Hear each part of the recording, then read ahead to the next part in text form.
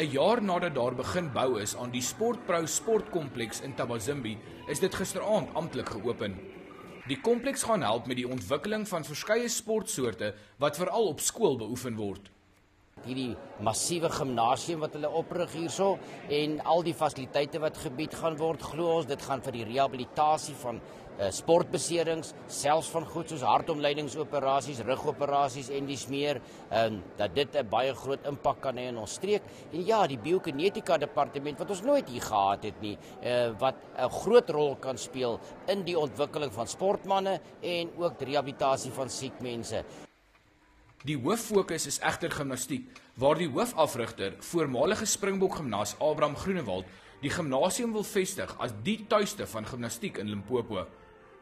Gimnaste het sommer gisteraand al in 'n vertoning gewys watter dissipline en krag dit vereis om die sportsoort te beoefen.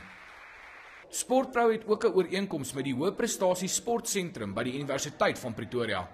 Vanselfsprekend het ons die kundigheid in afrigting, ons het die kundigheid in sportwetenskapdienste, ons het die kundigheid in sportmediese dienste.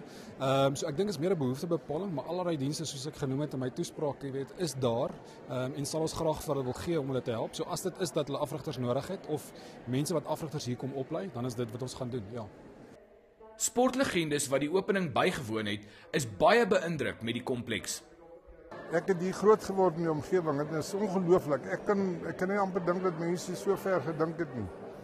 Maar dit is 'n ongelooflike geleentheid vir jong mense, kinders. Platteland baie van die skoolkinders, jy weet, word getrek na groter skole in die stede toe ook. So dit hierdie so sentrum is ongelooflik belangrik dink vir op die platteland vir sportontwikkeling en vir die gemeenskap. Die klub het reeds meer as 130 jonglede en Groenewald mik om binnekort tot 400 gimnaste te betrek. Gerard Pretorius, E-nuus, Thabazimbi.